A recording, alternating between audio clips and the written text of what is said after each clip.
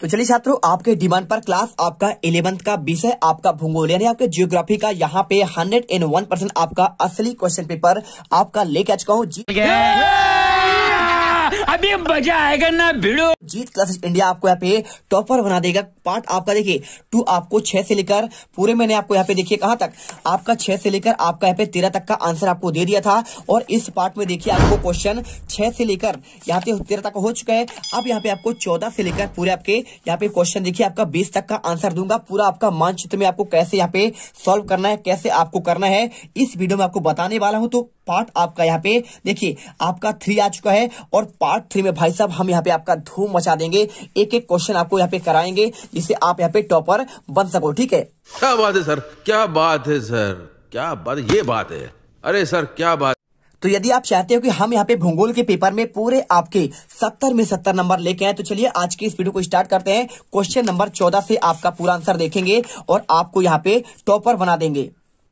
तो यदि आपने क्वेश्चन 6 से लेकर आपका पूरा 13 तक का आंसर आपने नहीं देखा तो जल्दी से जाकर पार्ट 2 भी आप देख लेना। पहले आप ये वीडियो देख लो। क्वेश्चन 14 में लिखा है वर्षा किसे कहते हैं और वर्षा के प्रकारों का आपको सचित्र आपको वर्णन करना है। बहुत सिंपल क्वेश्चन है। यदि आप जाएंगे जीपीएच की आपका देखिए यहाँ पे आपका दिया गया है जलवायु वाला पार्ट। तो जलवायु वाले पार्ट में आपको यहाँ पे क्वेश्चन आपका ये वाला रेडी करना है।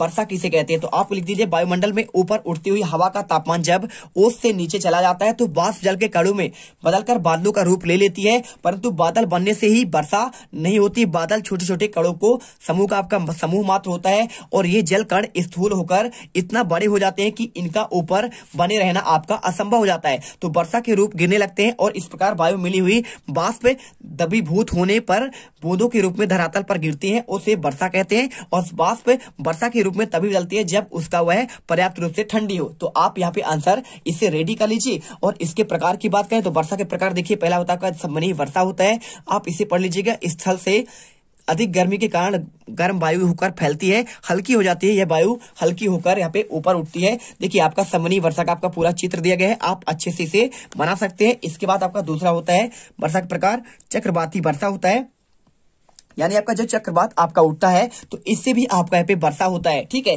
तो जब आपका वर्षा यहाँ पे चक्रवात आता है तो वर्षा होगा। तो आपको यहाँ पे देखिए चक्रवात में गर्म हुआ नरम वायु ठंडी शुष्क वायु के मिलने से ठंडी वायु में गर्म वायु को ऊपर उठा लेता है और इसके बाद जलवाष्प ठंडा होकर वर्षा के रूप में गिरता है। तो इसे चक्रवाती वर्षा कहते हैं। और आपको यहाँ पे चित्र आपको इसको बना देना है। इसके बाद क्वेश्चन आपका दिया गया है पर्वतीय वर्षा। तो पर्वतीय वर्षा क्या होता है आपका देखिए किसी पर्वत के सहारे ऊपर उठती हुई नम पवनों द्वारा वर्षा को पर्वतीय वर्षा कहते हैं। अगर इसके चित्र की बात करें तो आप यहाँ पे चित्र इसका भी यहाँ पे बना सकते हैं। तो बिल्कुल आप बना लीजिएगा, कोई आपका दिक्कत नहीं होगा। और इसके बाद देखिए क्वेश्चन आपका यहाँ पे दिया गया है आपका 14 का आपका यहाँ पे 8वां क्वेश्चन दिया गया है वायुमंडल के आपको संगठन को आपको समझाना है। तो वायुमंडल के अगर संगठन की बात करें तो आप यहाँ पे आंसर इसका भी कर सकते हैं। देखिए क्वेश्चन आपका यहाँ पे 14 का आपका 8वां आंसर आपको ये मिल जाएगा।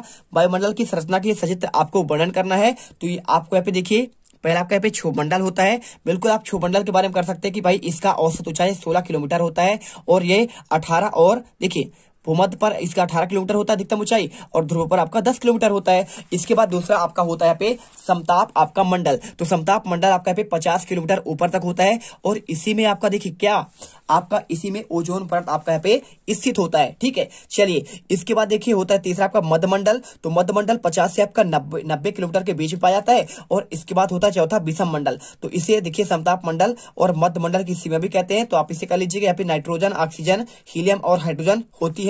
और इसके बाद आपका होता है आयन मंडल। तो यहाँ पे सीमा के आपके 100 किलोमीटर की ऊंचाई तक होता है। और आप यहाँ पे देखिए कर सकते हैं पूरा आंसर, इसीलिए इसका नाम इसका आयन मंडल यहाँ पे लिखा जाता है क्योंकि यहाँ पे कण जो है विद्युत आवेशित होते हैं। और इसके बाद देखिए यहाँ पे छठा होता है वायुमंडल। आयन मंडल को ऊपर वायुमंडल की सबसे ऊपरी परत होती है जिसे वायुमंडल कहते हैं। इस परत में वायु बहुत ही विरल है और धीरे धीरे बाह्य अंतरिक्ष में विलीन हो जाता है। तो आप यहाँ पे इसका आप चित्र भी यहाँ पे बना सकते हैं, कोई आपका दिक्कत नहीं है। एक बार देख लो और ये चित्र भी आप यहाँ पे स्क्रीनशॉट कर लो और आंसर याद कर लेना। ठीक है, चलिए अब यहाँ पे आंसर हो गया। तो इनमें से आपके कुछ क्वेश्चन आपके और इंपॉर्टेंट है तो आपको यहाँ पे वार्षिक की दृष्टि से आपको पढ़ना है। देखिए पृथ्वी के उष्मा बजट को समझाइए। तो आप यहाँ पे एक बार इसको भी आप यहाँ पे देख लेना वार्षिक की दृष्टि से। एक बार इसे इंपॉर्टेंट करके आपको याद रखना है कि ये क्वेश्चन भी आपको यहाँ पे रेडी करना है। और कोपेन के अनुसार जलवायु प्रदेशों के के समूह और लक्षण लिखकर 3 प्रदेशों का आपका वर्णन करना है। तो आपको यहाँ पे एक क्वेश्चन आपका यहाँ पे ये दिया गया है, समूह और लक्षण यहाँ पे दिया गया है। उष्णकटिबंधीय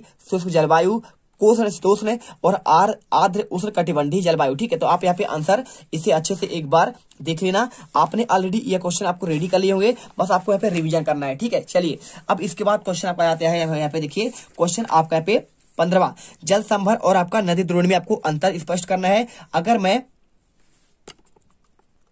क्वेश्चन नंबर आपका 14 का आत्मा की बात करें तो वायुमंडल संगठन को समझाइए, तो ये क्वेश्चन आपका छूट गया था। देखिए मैंने दूसरा क्वेश्चन आपको बता दिया था, तो आपको यहाँ पे ये वाला क्वेश्चन आपको यहाँ पे याद करना है। देखिए वायुमंडल संगठन, वायुमंडल में कई गैसों का आपका मिश्रण होता है। इसके अतिरिक्त वायुमंडल में यहाँ पे जलवाष्प, धूल के कण आदि उपस्थित रहते हैं। तो आपको यहाँ पे इसके घटक और आपका यहाँ पे आयतन के अनुसार प्रतिशत आपको यहाँ पे ये वाला आपको अच्छे से यहाँ पे रेडी करना है। तो आप यहाँ पे कर लीजिएगा। इसके साथ आपका यहाँ पे जलवाष्प इसमें आपका महत्वपूर्ण कण होता है, तो आप इसके बारे में पढ़ लीजिएगा। इसके साथ आपका यहाँ पे धूल कण होते हैं, तो आप ये क्वेश्चन रेडी कर लीजिए। ठीक है, चलिए अब इसके बाद क्वेश्चन आपका जो 15 आता है, जल संभर और आपका नदी द्रोणी। तो इकाई 8 में आपको इसका भी आंसर मिल जाएगा। देखिए आपको लिखा है ना जल संभर और आपका यहाँ पे नदी द्रोणी के बारे में आपको अंतर स्पष्ट करना है। तो आप लिख सकते हैं जल संभर। देखिए छोटी नदियां नालों द्वारा अववाहित क्षेत्र को यहाँ पे जल संभर कहा जाता है, और बड़ी नदियों को जलग्रहण क्षेत्र को यहाँ पे नदी द्रोणी कहते हैं। और इसका आकार छोटा होता है और इसका आकार आपका भी बड़ा होता है। जल संभर खुले फिर बंद हो सकते हैं और इसमें कई सहायक नदियां इससे जुड़ती है। तो आप ये पे क्वेश्चन याद कर लीजिए। और साथ में यहाँ पे दिया है, क्या दिया है, रिफ्ट घाटी और आपको डेल्टा में आपका अंतर पूछा गया है। तो आप यहाँ पे आंसर देखिए आपको ये वाला मिल जाएगा, रिफ्ट घाटी आपको डेल्टा में अंतर 15 का आपका था क्वेश्चन। तो रिफ्ट घाटी एक स्थल रूप है जिसका निर्माण विवर्तनिका हलचल के परिणाम स्वरूप होने वाले भ्रंशन के कारण होता है, और यह उच्च भूमियों के बीच स्थित लंबी आकृति वाली यहाँ पे घाटियां होती हैं। डेल्टा नदी के मुहाने पर बनी त्रिभुजाकार आकृति होती है, और यह कम जोर और तटीय मैदानों के क्षेत्रों में बनता है, और यह अत्यंत उपजाऊ और कृषि के लिए आपका उपयोगी होता है। तो आप इसे पढ़ लीजिएगा। साथ में आपको यहाँ पे देखिए क्वेश्चन आपका एक इंपोर्टेंट है, हिमालय प्रायद्वीप पठार और हिमालय पर्वत श्रेणी की आपको नदियों में अंतर।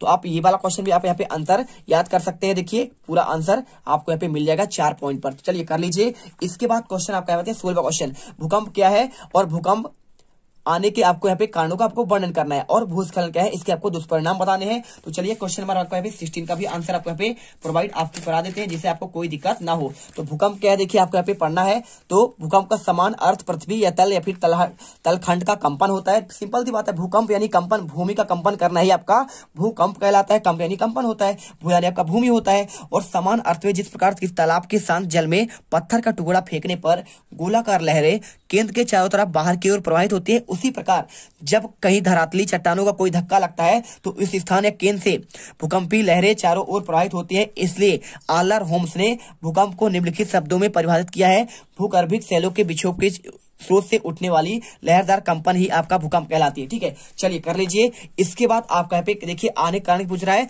तो हिमालय प्रदेश में आपका क्या कारण होता है, भूकंप आने कारण आप इसे पढ़ लीजिएगा। इसके साथ देखिए मैदानी क्षेत्रों में क्या कारण आपका होता है, इसके आने कारण तो आपका यहाँ पे ये भी आपका दिया गया है। तीसरा आपका पॉइंट, प्रदीपी क्षेत्रों में क्या आपका कारण होता है, आपका इसका भी आंसर आपको यहाँ पे मिल जाएगा। ठीक है, चलिए इसके बाद आपका यहाँ पे बात कर रहा है भूस्खलन की बात कर रहा है। तो इसके अगर आंसर की बात करूं तो आपको आंसर ये मिल जाएगा, भूस्खलन क्या है इसके दुष्परिणाम। तो आप लिख सकते हैं प्राकृतिक आपदा का दूसरा प्रमुख तत्व भूस्खलन, यानी आपका मिट्टी का आपका पे क्या है, खिसकना। ठीक है, इस खसना यानी आप खसना। देखिए आज मानव के अपने प्रयोग के लिए अंधाधुंध वनों की कटाई और पहाड़ी भागों के खनिजों की प्राप्ति के लिए विस्फोट आदि ऐसे कारण जो आपका भूस्खलन को जन्म देते हैं, इससे आप अच्छे से यहाँ पे रेडी कर लीजिएगा। पूरा आंसर आपको ये मिल जाएगा। ठीक है, तो भूस्खलन के प्रभाव आपका यहाँ पे पहला प्रभाव, दूसरा और आपका पे तीसरा आपका दिया गया है। साथ में सूखा क्या है आपका, इसका भी आंसर आपको यहाँ पे क्वेश्चन आपको चाहो तो आप याद कर सकते हो। और इसके बाद देखिए पूरा आंसर, और इसके बाद बाढ़ आने के कारणों का, तो अनियंत्रित वर्षा होता है कारण, और वनों की अंधाधुंध कटाई इसके कारण आपका बाढ़ आता है। तीसरा पॉइंट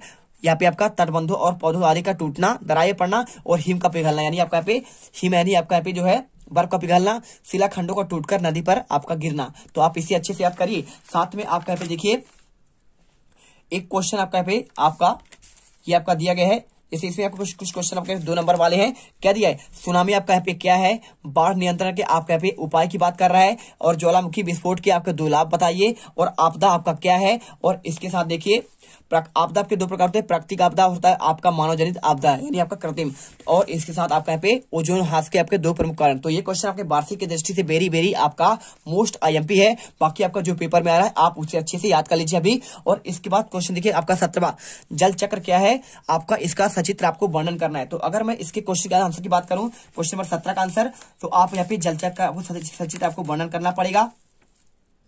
आपको आंसर ये मिल जाएगा पूरा, आपको जल चक्र का आपको सचित्र आपको वर्णन करना है, पूरा आपको यहाँ पे लिखना पड़ेगा। जल एक चक्रीय संसाधन है ना, यानी क्या होता है जिसका एक बार प्रयोग करने के बाद पुनः हम दोबारा इसका प्रयोग कर सकते हैं। और जल चक्र में जल महासागरों से धरातल और धरातल से महासागरों के बीच चलता है और यही चक्र आपका चलता रहता है। तो आपको यहाँ पे जल चक्र के बारे में पूरा आंसर आपको यहाँ पे रेडी करना है और आपको यहाँ तक आंसर कर लेना है, ठीक है। चलिए इसके बाद आपका क्वेश्चन आता है, देखिए इसमें प्रशांत महासागर की ठंडी धाराओं को आपको सविस्तार आपको वर्णन करना है। तो इसका आंसर कैसे करेंगे, तो अगर इसका आंसर की बात करें तो प्रशांत महासागर वाला क्वेश्चन आपका यहाँ पे ये मिल जाएगा, आप इसे अच्छे से पढ़ लीजिए पूरा। देखिए यहाँ पे उत्तरी प्रशांत महासागर ठंडी धारा कैलिफोर्निया जलधारा होता है, आप इसे याद कर लीजिएगा, बिल्कुल आपका क्वेश्चन आपका पेपर में आने वाला है। और इसके साथ आपका क्यूराइल धारा या फिर ओयो सिवा आपका ये जलधारा पढ़ लीजिएगा। और देखिए ये तो आपको ठंडी जलधारा हो गई। और इसके बाद आपका यहाँ पे देखिए आपका दो धारा में विभक्त है, एक आपका उत्तरी प्रशांत वाले, तो उत्तरी प्रशांत के आपके यहाँ पे दो धारा है, क्यूराइल और कैलिफोर्निया। और आपका दक्षिणी प्रशांत की बात करें तो यहाँ पे आपका दो होता है, हम्बोल्ट की या फिर पेरू धारा, और दूसरा आपका यहाँ पे अंटार्कटिका प्रवाह या फिर आपका पछुआ पवन। तो आप इसे अच्छे से यहाँ पे याद कर लीजिए, कोई दिक्कत नहीं। और इसके बाद आपका 19वां क्वेश्चन देखिए यहाँ पे 18वां, ब्रह्मांड उत्पत्ति संबंधी बिग बैंग सिद्धांत की व्याख्या करना है और पृथ्वी के आपको आंतरिक संरचना का सचित्र वर्णन करना है।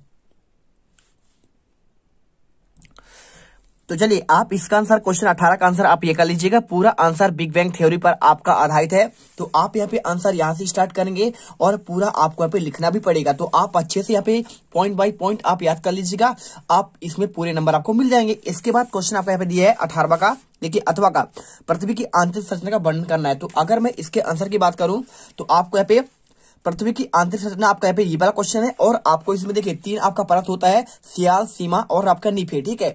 तो आपका वही आपका जो है सियाल, सीमा आपका इंग्लिश में बोलते हैं, भू परपटी और प्रभार और कोड आपका यहाँ पे हिंदी में कहते हैं। तो आपको यहाँ पे पूरा प्रॉपर आपको लिखने के बाद यहाँ पे इसका चित्र बनाइए और यहाँ पे सियाल, और इसके बाद देखिए इसकी गहराई 50 से आपका 300 किलोमीटर होता है। सीमा का आपका होता है सियाल के नीचे की दूसरी आपका परत है 300 से आपका 2900 किलोमीटर, और लास्ट आपका होता है नीफे। तो नीफे का आपका यहाँ पे 2900 आपका 64,000 किलोमीटर, 6064 यानी 6400 किलोमीटर तक आपका होता है।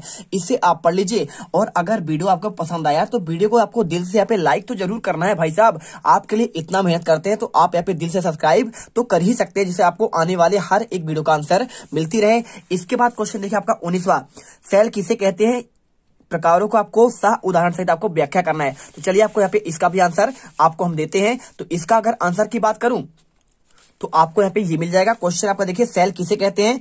तो आपका सेल चट्टान क्या होता है, पृथ्वी के ऊपर भाग को भूपर्पटी कहा जाता है और भूपर्पटी का निर्माण चट्टानों के द्वारा हुआ है। अब इसके बाद देखिए यहाँ पे आपको इसे पढ़ना पड़ेगा और पढ़ने के बाद इनका आपको प्रकार भी बताना है, क्या कौन कौन सा अग्नेय आपका चट्टान होता है, आप जानते ही हैं। अवसादी यानी आपका परतदार चट्टान, तीसरा आपका रूपांतरित या फिर आपका कायांतरित आपका चट्टान होता है। तो आप इसे पढ़ लीजिएगा पूरा आंसर और इसे आप यहाँ पे लिख लीजिएगा, ठीक है। तो पूरा आंसर अग्नेय के बारे में आपको यहाँ पे ये मिल जाएगा, पूरा इसे करिए। और इसके बाद आपका रूपांतरित या फिर आपका अग्नेय चट्टान आपका यहाँ पे स्टार्ट होगा और इसका आंसर आपको यहाँ तक करना है। इसके बाद आपका यहाँ पे पूरा आपको इसके प्रकार आपको लिखते जाना है, ठीक है। चलिए इसको आंसर कर लीजिए। और इसके बाद क्वेश्चन आपका जो है नेक्स्ट आता है, देखिए यहाँ पे क्वेश्चन आपका देखिए अथवा वाला क्वेश्चन, देखिए नदी अपर्दन व आपका निक्षेपण से निर्मित स्थलाकृति आपको सचित्र वर्णन करना है। तो अगर मैं इसके आंसर की बात करूं तो आपको यहाँ पे आंसर ये आपको ये करना है, देखिए तो ये आपका रहा आंसर 19 का। अथवा आपको इसमें नदी अपर्दन व निक्षेपण से निर्मित स्थलाकृति कौन होता है, आपका जलोढ़ पंख आपका बनता है, ठीक है। नदी द्वारा पहाड़ पर मैदानी भागों में जब आपका बढ़ जाता है तो बहा कर लाए गए पदार्थों को जमाने लगते हैं, इसके आकार पंखे के समान होता है, अतः इसे यहाँ पे देखिए जलोढ़ पंख कहते हैं। और इसके बाद देखिए आपका दूसरा होता है विसर्पण होता है, तो विसर्पण आप यहाँ पे कर सकते हैं, देखिए। और इसके बाद आपका तीसरा होता है मैदानी भाग से नदी द्वारा सीधी न बहकर सर्पाकार बहती है, इस घुमावदार मार्ग को आपका विसर्पण कहते हैं। और गोखुर झील क्या होता है, विसर्पण के पश्चात कभी कभी नदी द्वारा तेज भाव कारण आपका घूमकर न जाने हुई सीधी निकल जाए, उसे कहते हैं आपका गोखुर झील। तो आपको यहाँ पे चित्र आपको इसको बना देना है। आपका जलोढ़ मैदान की बात करें तो आपको ये बताना है। और एक आपका देखिए नदी अपर्दन कौन कौन से बनते हैं, देखिए आपका ये तो होता है किसका, ये आपका अपर्दन था। अब आपका निक्षेपण की बात करें तो निक्षेपण देखिए यहाँ पे आपका किसका था, ये आपका निक्षेपण का है। तो निक्षेपण का आपका ये आपने पढ़ लिया। अब आपका देखिए यहाँ पे अपरदन से, तो अपरदन से आपका यानी कटाव से आपका बनता है एक आपका भी आकार घाटी बनती है। ठीक है, जब भाई पानी कहीं पे गिरेगा तो सीधी सी बात है, अब गड्ढा होगा तो गड्ढा किस प्रकार का होगा, तो आपका एक होता है भी आकार घाटी। तो आपको इसके बारे में यहाँ पे आपको लिखना पड़ेगा, ये आपको लिख दीजिए। इसके बाद आपका जैसे आपका नर्मदा का गाज, यदि आपने भेड़ाघाट पर गया होगा जबलपुर में, तो आपको ऐसे पत्थर चट्टान दिखते हैं, उसे आपका नर्मदा का आपका गार्ज कहते हैं। तो आपका एक गार्ज भी खड्ड बनाता है भी आकार का देखिए, और आपको यहाँ पे इसके साथ आपका कैनियन बनाता है और जलगर्तिका बनाता है, छिप्रिकाएं बनाता है और आपका पे जल प्रपात बनाता है, जो आपका जबलपुर में पाया जाता है। ठीक है, यहाँ पे आपने पढ़ा होगा भेड़ाघाट का जलप्रपात। तो आप यहाँ पे आंसर यहाँ पे आप कर दीजिएगा, पूरा आपको नंबर मिल जाएंगे। इसके बाद क्वेश्चन देखिए आपका पे 20वां, भारत के सीमाकार मानचित्र में आपको यहाँ पे प्रदर्शित करना है कर्क रेखा, कच्छ की खाड़ी, इंदिरा पॉइंट, लक्षद्वीप और कान्हा किसली राष्ट्रीय उद्यान, सुंदरबन डेल्टा, महानदी और अन्नामलाई। तो आपको चलिए आपको यहाँ पे आंसर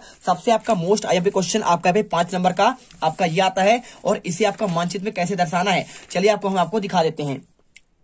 तो देखिए आपको यहाँ पे आपको इतना सब कुछ, आपको कच्छ की खाड़ी, अरावली पर्वत, श्रीनगर, कांजीरंगा राष्ट्रीय उद्यान, महानदी, कर्क रेखा, काली मिट्टी, शिव किला दर्रा, छोटा नागपुर पठार, कोरोमंडल तट, अन्नामलाई, नर्मदा नदी अति निम्न जोखिम क्षेत्र, और इसके अलावा आपका पे देखिए काराकोरम पर्वत, बॉम्बे हाई, अरुणाचल प्रदेश, गंगा नदी, इंदिरा पॉइंट, हीरा उत्पादक क्षेत्र, खेतड़ी, ये आपके सारे देखिए बांधवगढ़ नेशनल पार्क, कान्हा किसली, कावेरी नदी, बाबा बोधन की पहाड़ी, लक्षद्वीप समूह, सर्वाधिक गेहूं उत्पादक क्षेत्र, ताप्ती नदी, खंबात की खाड़ी, सुंदरबन डेल्टा। आपको कैसे दर्शाना है, देखिए आपका यहाँ पे काराकोरम आपका श्रेणी आपका यहाँ पे आएगा, सर्वाधिक गेहूं का क्षेत्र आपका यहाँ पे पंजाब पे आएगा, और इसके देखिए शिवालिक श्रेणी आपका यहाँ पे है, गंगा नदी आपका यहाँ पे है, अरावली पर्वत आपका यहाँ पे राजस्थान में कहलाएगा, हीरा उत्पादक क्षेत्र आपका मध्य प्रदेश के पन्ना में, और नर्मदा नदी आपका यहाँ पे बहता हुआ है, सुंदरबन डेल्टा आपका पे देखिए पश्चिम बंगाल पे आपका यहाँ पे आएगा, कान्हा देखिए कान्हा क्या क्या लिखा है आपका यहाँ पे आपका कान्हा किसली लिखा है, आपका एमपी में आता है, कान्हा किसली आपका मंडला में आता है। ठीक है, और कांजीरंगा राष्ट्रीय उद्यान आपका यहाँ पे आएगा देखिए चौथे नंबर पर,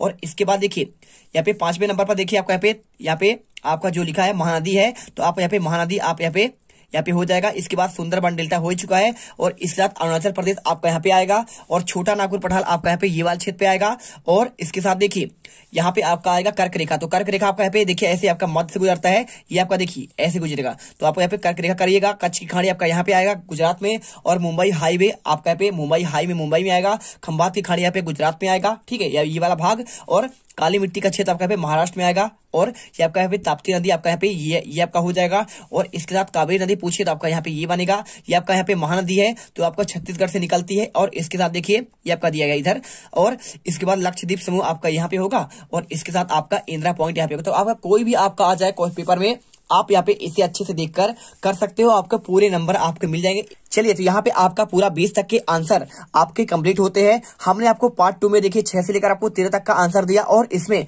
14 से लेकर पूरा आपके 20 तक का आंसर दे दिए हैं।